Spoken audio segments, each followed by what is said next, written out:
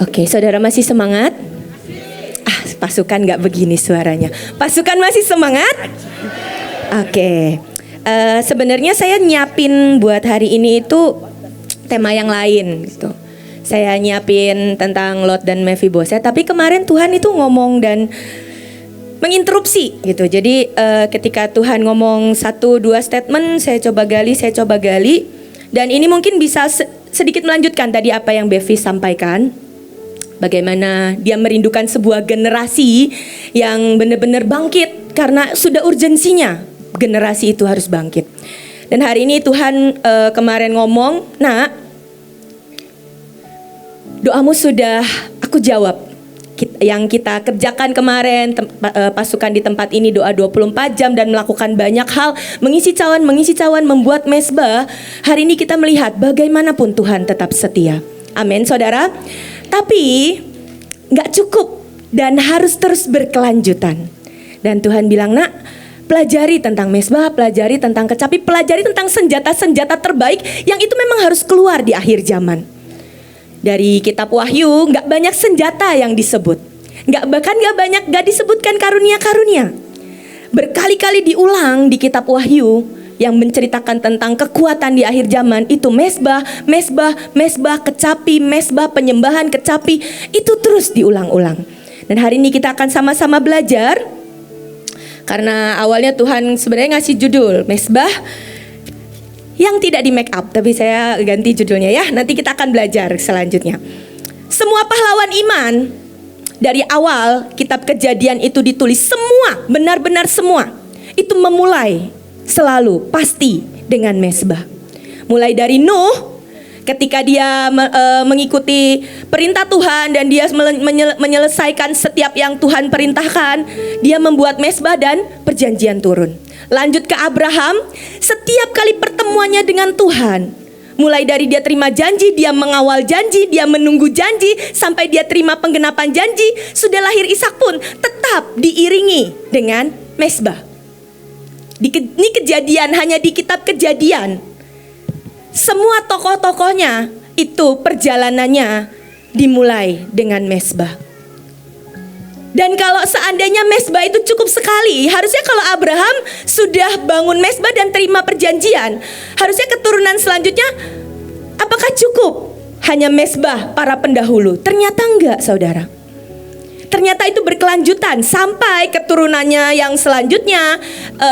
Juga ada yang namanya mesbahnya Ishak, ada mesbahnya Yakub, dan sampai bahkan sampai Daud, sampai hari ini pun, sampai para hamba Tuhan yang melayani hari ini pun, itu tetap perjalanannya beriringan dengan yang namanya mesbah.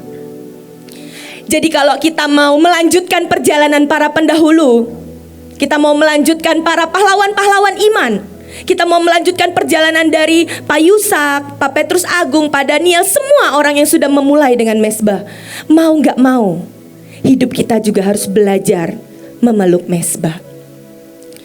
Dan saya coba belajar di sini, sebenarnya mesbah itu apa sih?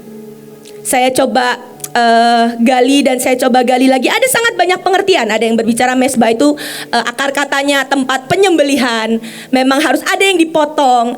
Akar kata dari bahasa lain lagi itu tempat ditinggikan, tapi tetap ada yang namanya korban yang diletakkan. Tapi kita akan melihat hari ini dari sisi yang sedikit berbeda, sisi yang akan melengkapi. Oke, mengapa harus mesbah? Ada sebuah mandat pertama yang Tuhan beri. Waktu Tuhan hari itu menciptakan seluruh bumi dan ujungnya Tuhan menciptakan manusia, Tuhan tuh ngomong, kita harus menciptakan manusia segambar dan serupa dengan Bapa, Putra, dan Roh Kudus. Dan Tuhan memberi mandat pertama, berkuasalah dan taklukkanlah bumi. Itu mandat pertama. Itu perintah Tuhan yang pertama. Dalam artian seperti ini, manusia, hai Adam, hai ciptaanku yang segambar dan serupa denganku, perintahlah bumi dengan kekuatan surga. Itu mandat yang pertama. Dan hari itu ketika di Taman Eden, manusia tidak berjarak dengan Tuhan. Manusia face to face dengan Tuhan. Manusia berjalan beriringan dengan Tuhan. Dan hari itu manusia bisa melakukan bagiannya. Dia atur semuanya. Seorang Adam mengatur semua, seluruh binatang, seluruh tanaman, dia atur semuanya. Dan dia mengerjakan panggilan Tuhan yang pertama itu. Tapi kita tahu ceritanya setelah itu manusia jatuh dalam dosa. Manusia tidak bisa lagi face to face karena ada dosa, ada selubung dosa. Padahal mandat ini tetap harus berjalan. Tuhan itu Tuhan yang berinisiatif. Bersyukurnya kita punya Tuhan yang berinisiatif. Tuhan yang selalu memberi celah. Tuhan yang selalu mengulurkan mungkin sedikit celah, sedikit jalan. Karena setiap perkataan Tuhan itu tidak boleh batal dan tidak boleh gagal. Lalu saya mau ibaratkan seperti ini ya. Kenapa Tuhan itu butuh kita untuk lawatan? Kenapa Tuhan itu butuh saya dan saudara? Tuhan itu butuh Mahanaim, butuh gereja-gereja, butuh Bahtera, butuh semua orang-orang pasukan terdahsyat untuk lawatan. Apakah Tuhan gak bisa mengerjakannya sendiri? Tuhan itu Tuhan yang berdaulat dan ngerti hukum. Bapak Ibu mau tahu, setiap kali satu orang pemimpin atau presiden mau datang ke sebuah negara, kita lah kalau misalnya kita mau ke luar negeri, beda bangsa, kita pasti mengurus yang namanya visa, betul ya? Bapak Ibu di sini yang mungkin saya anggap semuanya ya sebagian besar lah pernah ke bangsa-bangsa. Yang belum beriman lah kita menduduki. Dan kita akan ngurus visa. Sebagai tanda legal kita boleh datang ke tempat itu. Tapi beda dengan yang namanya presiden. Presiden ketika harus mau datang ke sebuah negara, ke satu negara yang berbeda, dia itu yang akan mengurus semuanya itu adalah embassy atau kedutaan besar, perwakilan dari bangsa itu yang pemimpinnya mau datang. Seandainya nih saya tanya, seandainya saat seorang presiden misalnya Pak Jokowi datang ke satu negara yang di sana tidak ada embassy-nya, atau dia tidak ngurus, atau embassy-nya tidak ngurus apapun, kedatangannya mungkin hanya untuk liburan, tapi itu bisa disorot berbeda. Bisa nangkap ya? Karena ada kedaulatan tertentu yang diemban oleh seorang pemimpin. Jadi ketika Tuhan mau melawat bumi, harus ada sebuah pijakan legal juga. Dan Tuhan butuh kita. Jadi kita ini seperti duta-dutanya Tuhan, embassy-embassy-nya surga. Bapak Ibu bisa nangkap? Bapak Ibu, sebelah kanan dan sebelah kiri kita semua pasukan terdahsyat. Ini tuh duta-duta surga yang Tuhan mau melawat lewat kita. Jadi gak bisa Tuhan lawatan, lakukanlah. Roh Kudus lakukanlah, Tuhan lakukanlah, tujuh roh Allah bergeraklah. Tuhan butuh orang-orang yang bisa ditunggangi. Tuhan butuh generasi muda.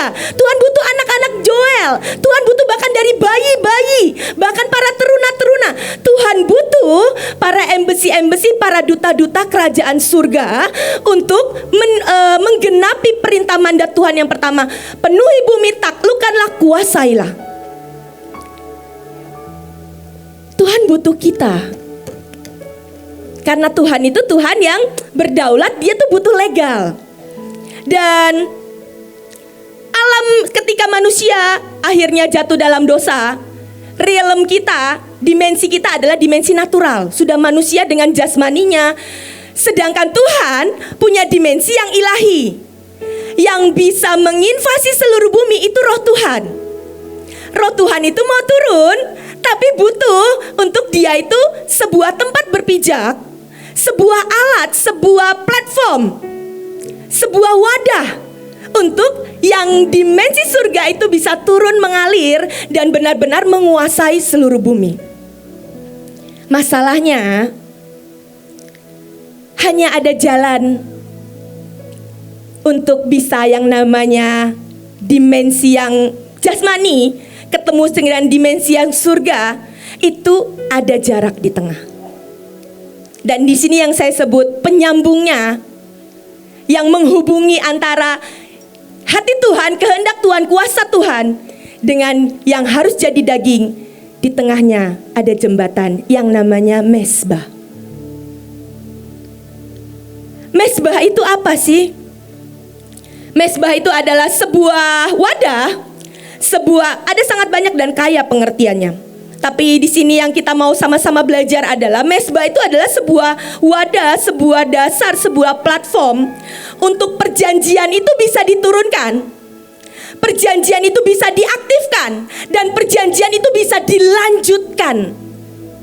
Itu yang kadang-kadang kita lupa. Kita pikir kita terima perjanjian. Ketika itu kita terima, ya kita menerima dan mengaktifkan. Tapi untuk itu dilanjutkan, tetap jembatannya adalah mezbah demi mezbah. Bapak Ibu boleh lihatlah, tidak banyak khotbah tentang mezbah yang diceritakan oleh gereja-gereja ataupun para hamba-hamba Tuhan. Ini bukan khotbah yang populer. Kalau Bapak Ibu search tentang mezbah, yang keluar itu rata-rata khotbahnya Bahtera, khotbah Pak Agung, khotbah Ibu, mezbah dan panggung, lagu-lagunya kita. Hampir-hampir sangat jarang khotbah tentang yang namanya mezbah. Karena apa? Itu iblis cukup berhasil lah membungkus dan memberi sebuah casing bahwa mezbah itu bukan hal yang menarik. Mezbah itu bukan hal yang enak buat daging. Mezbah itu dia bungkus sedemikian dengan yang namanya kesakitan, trauma, mata yang curiga. Sehingga ini bukan sesuatu yang populer. Ini bukan sesuatu yang enak. Kita ikut Tuhan, rata-rata inginnya diberkati. Rata-rata inginnya sembuh, berkemenangan. Sedangkan perjalanan menuju ke tempat itu, perjalanan menuju ke penggenapan dan menjadi utuh dan berkuasa mengerjakan mandat Tuhan, ada jembatannya yang namanya mezbah. Kita nggak bisa menghindari yang namanya mezbah. Masalahnya, bungkusannya kadang terlalu menakutkan buat anak-anak Tuhan. Dan hari ini kita mau belajar sama-sama, tidak semenakutkan itu. Mezbah itu tempat teraman. Saya pinjam istilahnya Ibu. Itu tempat paling aman. Itu jalan kecil mungkin, tapi itu pasti membawamu naik. Dan ketika manusia itu memberi dirinya untuk punya mezbah, itu kita seperti ngomong seperti ini, Tuhan, hidupku siap. Hidupku mau, berdaulatlah, pakailah, dan manifestasilah lewat hidupku. Itu ketika kita bangun mezbah. Itu ketika kita menyusun mezbah. Dan iblis sangat membenci mezbah. Iblis sangat tidak suka dengan yang namanya mezbah. Mezbah itu sebuah tempat pertukaran. Makanya menurut iblis gak pernah fair. Tapi tidak ada yang bisa membantah kekuatan sebuah mezbah. Mezbah itu tempat pertukaran. Yang paling real itu karya salib. Di atas mezbah, pertukaran dari kematian jadi kehidupan, pertukaran dari kemiskinan jadi kelimpahan, pertukaran dari kebinasaan dan maut menjadi hidup yang kekal. Iblis gak pernah suka. Iblis tidak pernah mengerti memeluk mezbah. Mezbah itu sebuah tempat pertukaran. Apapun yang kau letakkan di atasnya, itu pasti berdampak. Apapun yang kau letakkan di atasnya pasti berdampak. Masalahnya, hukum ini juga berlaku buat mezbah kejahatan. Bapak Ibu mau tahu? Wajah satu bangsa, wajah satu provinsi, itu tergantung mezbah di kota dan provinsi itu. Bekasi ini dulu sekian ribu tahun yang lalu terkenal sebagai kota buangan, betul ya? Buang sampah, buang orang-orang tidak berguna, tempat para penculik, para penggarong. Ini mezbahnya ya memang begitu, karena yang jelek-jelek yang di atas mezbah seperti itu. Tempat orang buang anak, tempat macam-macam lah. Bagaimana mengubah satu kota, mengubah satu bangsa? Perhatikan mezbahnya. Bukankah Mahanaim Tuhan beri sebuah tagline, everyone is precious. Gak ada sampah di kota ini. Kita mau berkata seperti itu karena apa? Mezbahnya penuh dengan sampah, buangan, kotoran. Tapi hari itu dimulai dari visi yang ditangkap, kita mengerjakan kota ini. Hari ini kota Bekasi itu kota pahlawan, kemah para pahlawan. Karena apa? Everyone is precious. Yang sampah dan paling jelek di tempat ini harus jadi pahlawan. Itu ngubah mezbah. Saya nggak tahu provinsimu mezbahnya seperti apa. Coba gali, coba cari. Saya baru pulang 3 minggu dari Papua. Bagaimanapun bau kesakitan itu cukup kental di sana. Bau mental korban dan saya nggak bisa datang ke sana dengan bawa juga, karena saya pergi ke sana itu agak mendadak. Jadi tidak di planning, harusnya pertengahan tahun, tapi karena sebuah urgensi, akhirnya selesai retret, persiapan 1 minggu nggak bisa nyiapin banyak, saya harus berangkat, kurang lebih 3 minggu. Dan saya coba berbenah, karena kalau saya berangkat dengan terpaksa, berangkat dengan mental korban atau kesakitan, itu nggak akan bawa dampak. Karena baunya mirip dengan mesbah yang dari pihak musuh. Mau gak mau saya harus berangkat dengan membawa mesbah yang harus membalikan keadaan. Harus mencintai, harus menggendong. Dan saya bersyukurlah perjalanan 3 minggu kemarin itu perjalanan paling membahagiakan buat saya. Saya happy banget, saya mencintai ibadah ada di tempat ini. Tapi sepanjang 3 minggu di sana itu saya benar-benar menikmati. Saya bersyukur banget pasukan tuh baru pulang dari retret taktik.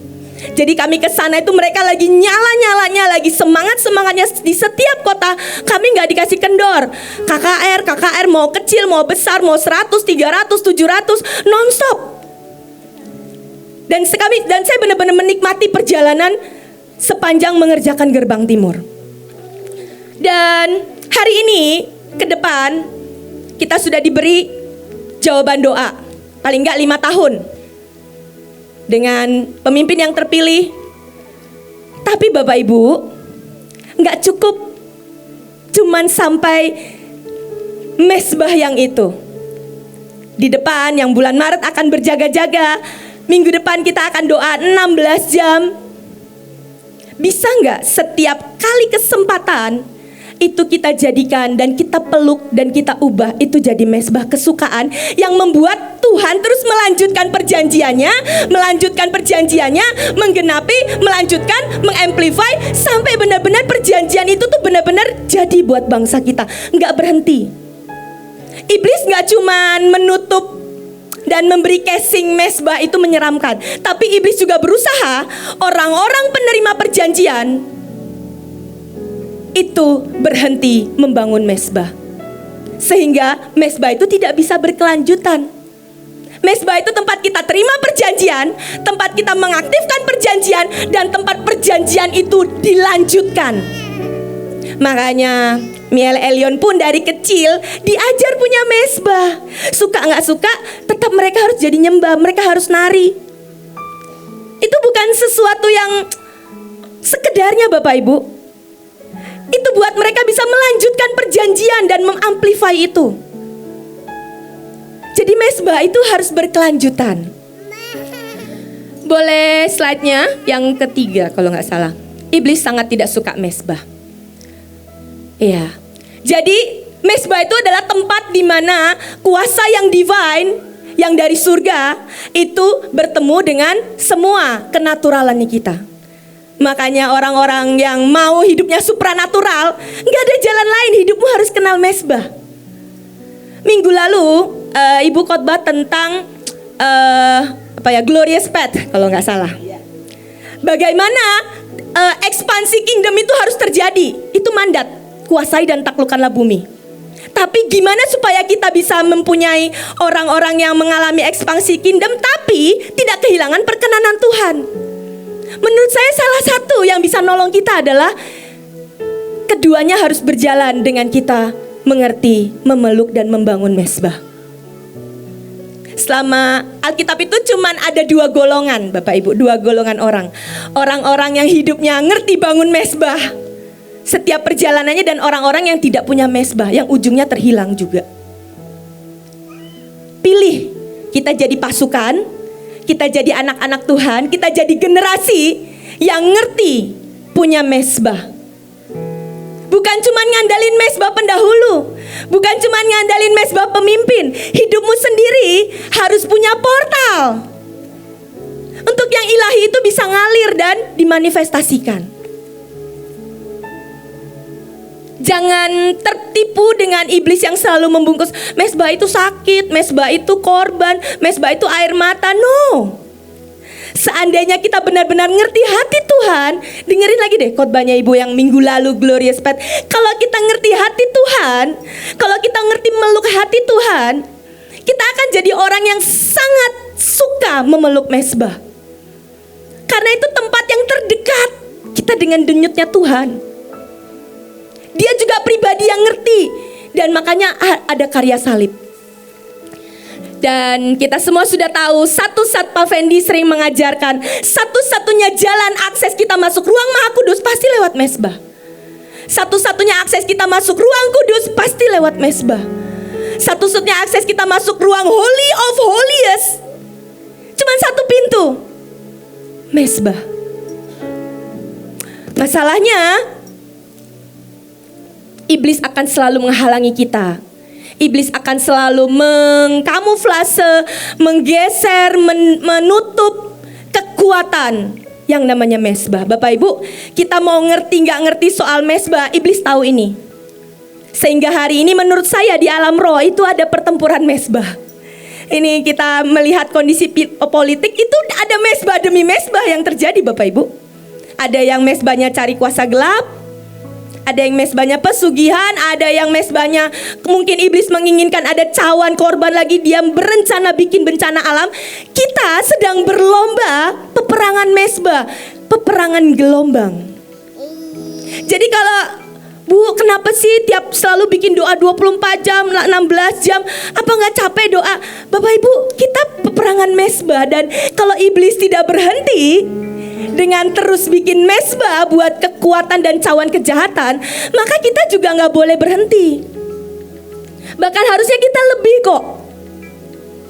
Karena apa? Mandat itu diberikan buat kita. Berkuasalah, taklukkanlah bumi, kerjakanlah lawatan. Aku membutuhkan engkau menjadi tungganganku sehingga roh Allah bisa bermanifestasi. Boleh next slide. Oke, nah ini yang kemarin Tuhan kasih kalimat cukup menemplak buat saya. Nah, Mahanaim itu terkenal lah, suka berdoa, suka berperang. Bagaimanapun itu mezbah kita. Tapi belajarlah dan hati-hatilah. Mezbah itu tidak perlu di make up. Tuhan maksudnya di make up itu seperti apa? Dan Tuhan hari itu kasih ayat di Keluaran 20 ayat 25. Tetapi jika engkau membuat bagiku mezbah dari batu, maka jangan engkau mendirikannya dari batu pahatan yang udah didesain, yang udah didandanin, yang udah dibagusin. Sebab apabila engkau mengerjakannya dengan beliung, dengan alat, maka engkau melanggar kekudusannya. Di kitab Ulangan diulang lagi, mezbah itu tidak boleh didandanin atau di make up. Di kitab Yosua, hari itu Yosua menang dan Musa nyuruh dia bikin mezbah, kembali diulang. Seperti yang diperintahkan Musa, hamba Tuhan kepada orang Israel, menurut apa yang tertulis dalam kitab hukum Musa, suatu mezbah dari batu-batu yang tidak dipahat, yang tidak diolah dengan perkakas besi apapun, yang genuine, apa adanya. Di atasnya lah mereka mempersembahkan korban bakaran kepada Tuhan dan mengorbankan korban keselamatan. Jadi desain awal mezbah itu, ini desain yang Tuhan kasih. Buat mezbah, buat ini, buat itu. Dan Tuhan kasih spesifiknya, gak usah dipahat, gak usah dibagus-bagusin, gak usah di make upin, gak usah pakai foundation, gak usah pakai dandanan apapun. Mezbah itu selalu berbicara tentang kesejatian. Saya tertemplak dan Tuhan, betapa sering saya tuh jadi orang yang coba mendandani mezbah. Betapa sering kita jadi orang-orang yang sudah mungkin Tuhan percayakan banyak, kerjakan banyak, dan di satu titik kita jadi orang-orang yang bisa mengolah mezbah. Salah satu contohnya, kalau saya KKR gitu, saya kalau ke provinsi, pasti foto yang saya kirim ke ibu itu yang bagus-bagus. Saya coba dandani yang jiwanya banyak, yang kelihatannya bakalan bagus, yang kelihatannya untuk approval manusia. Seringkali kalau kita mengerjakan apapun tadi yang ibu berkata, jangan cuma tahu kerjakan perintah, tapi tangkap visi. Kalau engkau cuma kerjakan perintah, ujung-ujungnya mezbahmu banyak make upnya. Oh, nanti ada doa panggilan, doa 7 panggilan. Gimana ya supaya panggilanku itu hadirat Tuhannya paling kuat, Tuhan manifestasi paling ajaib, yang kabotnya turun paling kental. Kita akan reka semuanya tanpa sadar. Kecenderungannya kita jadinya kita mencoba memahat, mencoba merekayasa, mencoba mesbahnya jadi nggak genuine, jadi nggak sejati. Sangat sering, saya sendiri sangat sering kejebak seperti itu. Ceritanya mau memberi yang terbaik, tapi jadi nggak peduli dan nggak mau gendong yang lain. Supaya apa? Supaya saya jadi yang terbaik. Dan Tuhan bilang, nak, desain awal mesbah itu tidak pernah perlu didandanin atau di make up. Biar yang sejati, biar yang genuine, yang benar-benar murni, itu yang bisa aku nikmati. Dan waktu saya pelajari, kenapa sih gak boleh bersentuhan dengan perkakas lain, dengan besi?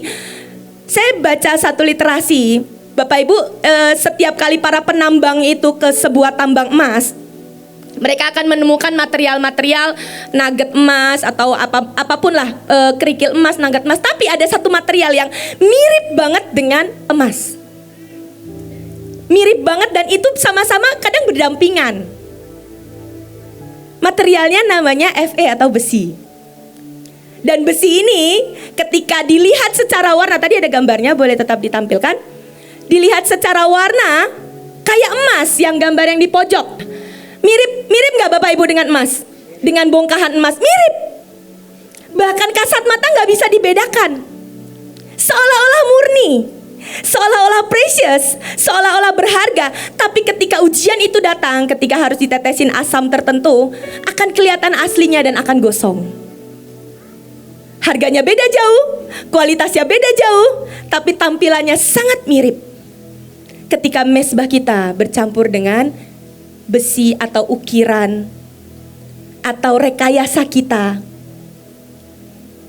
Seringkali kalau Tuhan izinkan kita ngalamin hal apapun lah, belajar bereaksi dan berespon yang baik.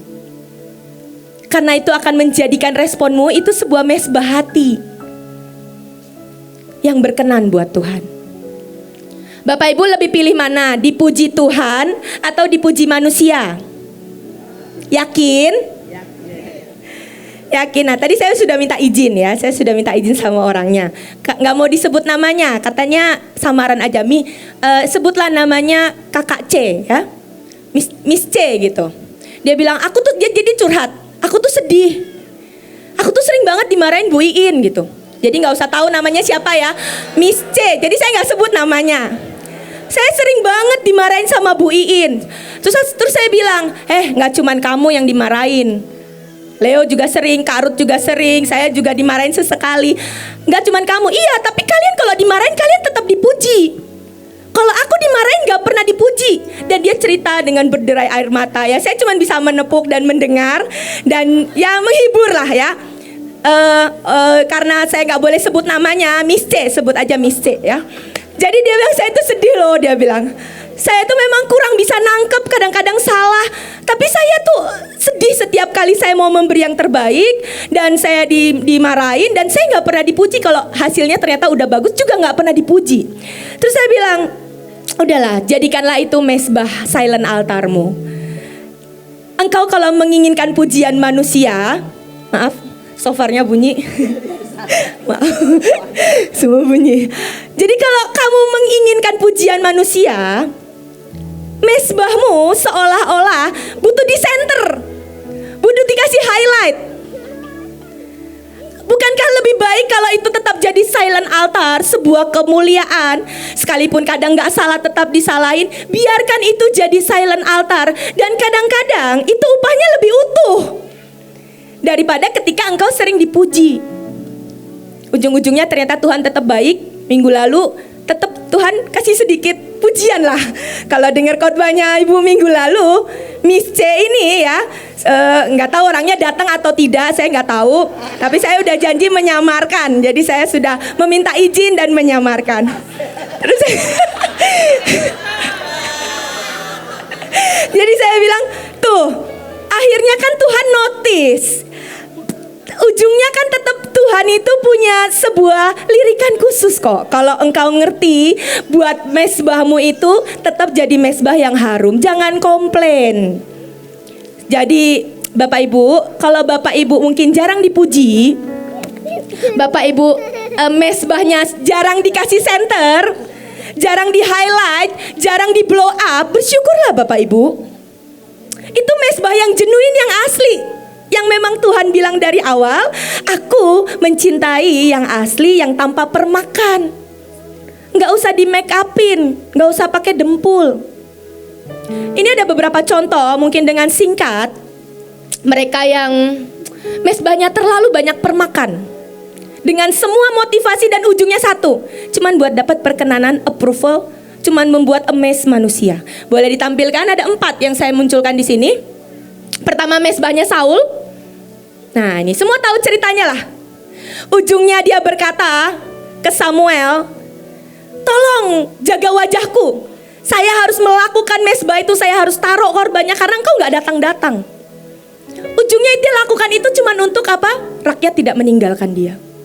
Lalu ada mesbahnya Ananias dan Safira. Menurut saya mereka ini kasihan banget. Mereka udah jual barangnya mereka dan mereka kasih sebagian, hanya separuh kebenaran. Itu tetap sebuah kesalahan. Dan ujungnya mereka disambar. Kita tahu ceritanya Nadab dan Abihu yang menaruh mesbah dan menaruh korban supaya mereka mengalami yang wow seperti Musa bapaknya atau omnya. Dan buat Tuhan itu api yang asing. Ketika engkau cuman pengen mesbah supaya engkau dapat tepuk tangan, ketika supaya engkau dibilang pelayanannya berhasil, ketika engkau buat mesbah cuman supaya engkau dibilang oke, cuman untuk dapat jempol, dapat likes, subscribe.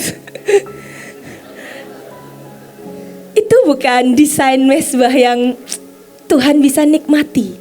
Itu kekuatannya akan sangat lemah dan bahkan gak bisa gendong perjanjian. Ada lagi mesbahnya Yerobeam. Ini menyedihkan Bapak Ibu, menyedihkan. Ada beberapa ayat di Alkitab yang mengindikasi bahwa Tuhan itu pernah naksir sama Yerobeam. Karena dia Tuhan rindukan dia bisa melanjutkan apa yang Daud kerjakan.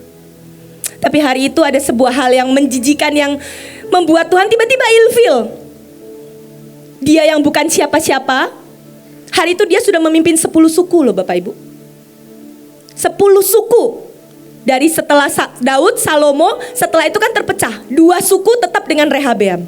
10 suku mayoritas, dia udah menang quick count lah. 10 suku udah ikut.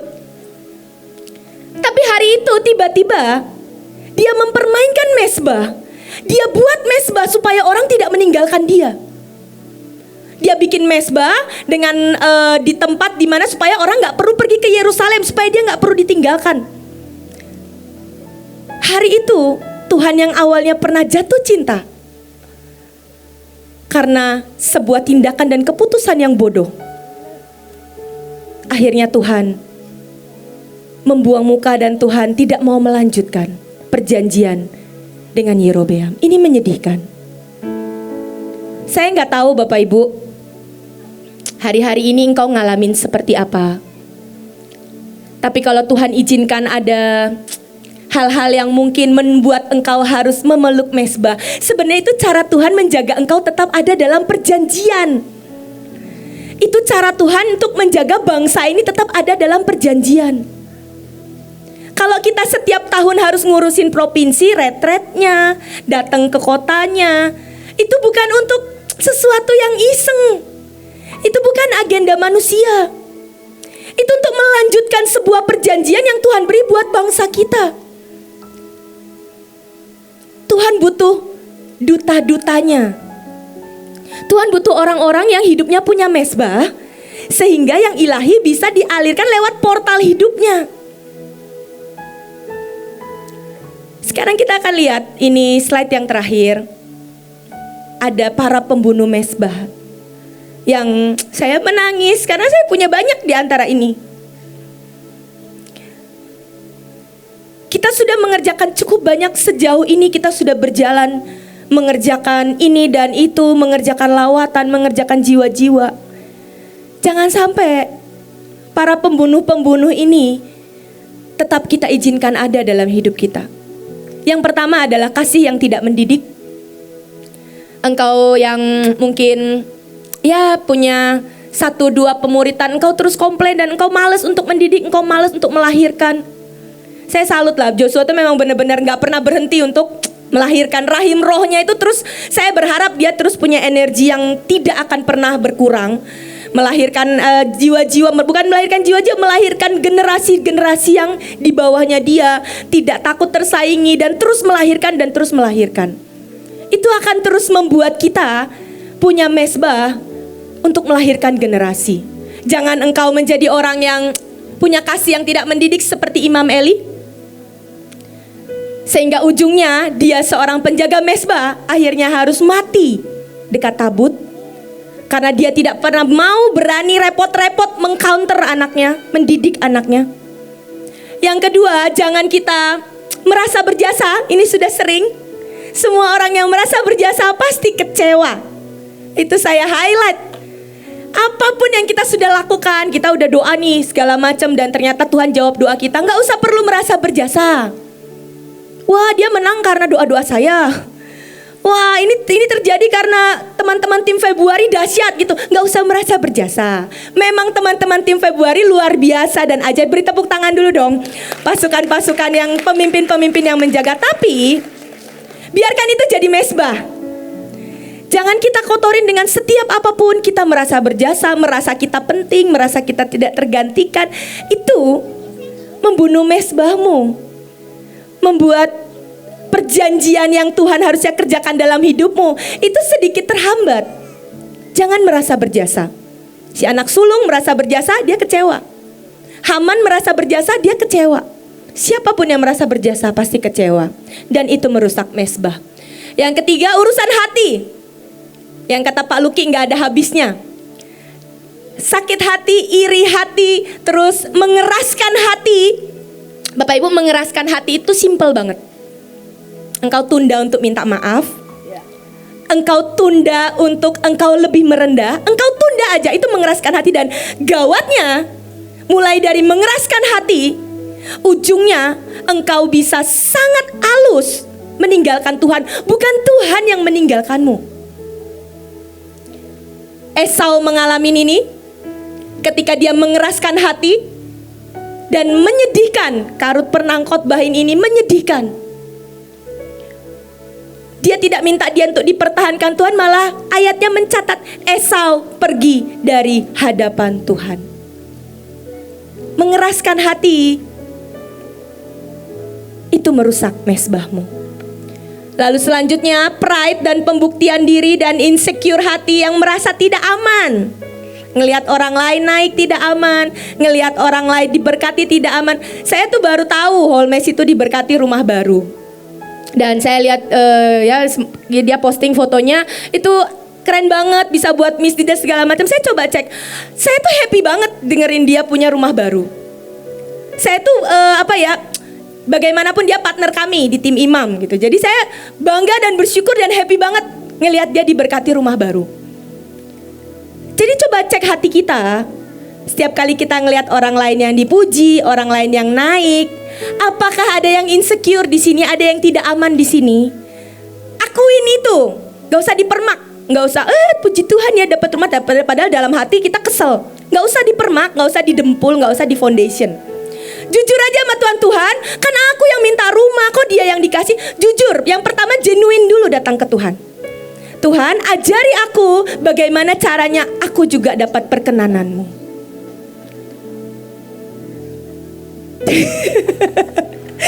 Jadi belajar untuk ketika orang lain naik, dipuji, jadikan itu mesbah aja Tuhan. Bapak Ibu akan jauh lebih bahagia, percayalah. Kalau Bapak Ibu cuman bahagia ketika engkau diberkati, bahagiamu mungkin tidak sesering. Ketika engkau lihat siapapun yang diberkati, engkau ikut happy, bahagiamu akan tiap hari, setiap waktu. Bapak Ibu mau jadi lebih awet muda?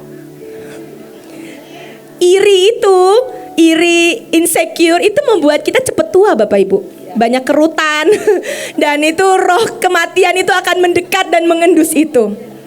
Mari jadi orang yang gak usah takut dengan orang lain diberkati, tapi mari jadikan itu mesbah. Mari belajar dari mesbah orang yang diberkati. Selanjutnya api asing. Ini ada seperti ceritanya Adab dan Nabihu tadi. Dan ini perhatikan ya, ini para pembunuh-pembunuh mesbah ada spesifik. Itu yang kasih yang tidak mendidik, itu mesbah para imam. Imam tuh harus jadi pendidik, harus jadi guru pengajar. Alkitab berkata, merasa berjasa itu selalu membunuh mesbahnya para pekerja atau para penuai. Sakit hati, iri hati itu akan membunuh mesbahnya setiap proses mesbah di padang gurun. Lalu pride, pembuktian diri itu selalu membunuh dan mengincar mesbah para raja-raja. Kesombongan, merasa lebih dari yang lain. Hati-hati, para raja-raja ini mesbah yang selalu diincar untuk dirusak. Lalu api asing itu membunuh mesbahnya para pelayan. Setiap kali kita dipercayakan sesuatu, jangan ada yang asing. Apalagi kita sudah dimensinya masuk ruang kudus, ruang maha kudus. Yang asing pasti mati. Lalu, nah ini yang keenam. Ini pembunuh mesbah yang kelihatannya sangat baik. Tetap melakukan, tetap mengerjakan, tapi sudah jadi rutinitas, sudah jadi sesuatu yang tasteless, hambar, sampai harus dihardik di kitab Wahyu berkata, aku mencela engkau karena engkau telah meninggalkan kasihmu yang semula. Engkau sudah gak punya passionate love. Itu pembunuh mesbah. Dan ini yang selalu diincar untuk mesbah para pecinta, mesbah para kekasih Tuhan. Pacaran itu gak enak kalau udah gak ada rasa. Benar ya Bapak Ibu? Semua pernah pacaran? Ketawa, nih pasukan perang dan doa terus ya. Bapak Ibu percayalah, dalam hubungan apapun kalau udah gak ada rasa, gak enak. Tasteless, hambar, dan rasanya pengen cepet-cepetan udahan gitu. Dokter Lia, Bang Simon habis ini pacaran lagi ya. Oh mereka terus pacaran. Jadi bagaimanapun harus tetap ada rasa. Ada satu kalimat, mungkin Cinika juga udah lupa, ini kalimat yang memberkati saya. Cinika pernah ngomong begini, kerjaannya beliau kan banyak ya. Aku setiap kali aku capek, aku tuh bukan gak pernah capek, tapi setiap kali aku capek, aku pilih untuk aku jatuh cinta lagi sama Tuhan. Dengan semua kebekuan yang aku punya, aku pilih untuk jatuh cinta lagi. Karena kalau kita jatuh cinta, mau sebeku apapun lumer kok Bapak Ibu. Kalau kita jatuh cinta lagi sama Tuhan, mau disuruh ke ujung dunia pun hayo kok. Kalau kita jatuh cinta sama Tuhan, KKR setiap hari pun ayo kok. Mau kita jatuh cinta dengan Tuhan, makan di pinggir jalan pun cuman bakso 3.000 itu happy kok. Tapi kalau udah gak ada cinta, stik 2 juta juga hambar rasanya. Kok ketawa Bapak Ibu? Benar kan? Kita butuh benar-benar punya cinta supaya mesbah cinta kita tidak dirusak. Yang terakhir, jangan curiga. Jangan trauma dengan pemimpin, dengan Tuhan. Ini membunuh mesbahmu, mesbah para hamba. Kuncinya, setiap kali engkau bahkan gak ngerti, tambahkan minta roh pengertian, kurangi tuntutan. Itu bisa menolong kita untuk mesbah kita tidak dirusak, mesbah kita tidak dibunuh. Ke depan akan ada trip Israel, peperangan, akan ada trip bangsa-bangsa, akan ada trip 38 provinsi. Mari ubah semuanya itu jadi mesbah. Mari ubah setiap wajah keluarga kita yang mungkin punya banyak masalah. Mungkin di situ pernah ada mesbah sakit hati, pernah ada mesbah ketidakkudusan yang pernah sudah terjadi di keluargamu. Ubah mesbahnya. Bapak Ibu, Leo tuh sering cerita tentang masa lalunya. Saya jarang cerita. Ujung-ujungnya sebenarnya kisah kami tuh gak jauh beda. Leo tuh semua hafal ya. Saya lahir dari anak istri simpanan. Itu tuh ceritanya dia yang kemarin sepanjang di Papua saya dengar itu 24 kali, diulang lagi gitu. Karena KKR-nya 20-an kali lebih. Oke, saya anak istri simpanan, saya hidup di jalanan dan semuanya. Bapak Ibu, saya juga bukan keluarga yang baik-baik kok. Saya lahir dari anak istri pertama, yang bapak saya juga punya simpanan. Jadi kami saling melengkapi. Kamu anak istri simpanan, saya anak istri pertama. Mari kita saling menguatkan. Saya pecandu narkoba. Kalau Leo, saya bilang kakak saya jual narkoba. Jadi saya dealernya. Jadi kita nggak beda jauh gitu. Latar belakang yang begini ketemu. Kalau hidup kami nggak ketemu dan ngemeluk mesbah, udah haleluya Bapak Ibu. Papa saya punya pacar lagi, mama saya juga punya pacar lagi. Kita benar-benar saling klop lah. Dia versi cowok, saya versi cewek. Jungkir balik keluarga kami.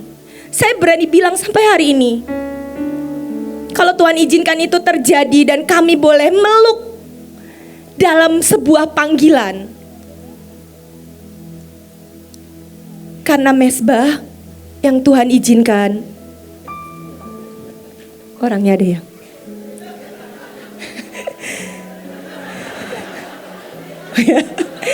Shalom. Jadi kalau bukan karena mesbah, gak akan ada kemuliaan hari ini. Gak akan ada kami pegang 4 provinsi, gak ada Bogor, gak ada. Mungkin saya di jalanan, mungkin saya orang yang terima gelang dari Bapak Ibu. Mungkin saya orang yang halo. Gak akan ada kemuliaan tanpa mesbah. Mari peluk setiap mesbah, apapun warna di keluargamu, warna di setiap yang iblis mau coba rusak dalam hidupmu, semuanya kita bisa balikan lewat mesbah. Mari ucap syukur, mesbah ucapan syukur, mesbah trust, mesbah hatimu yang terus mau merangkak dan percaya, mesbah kesepakatan, mesbah ketaatan.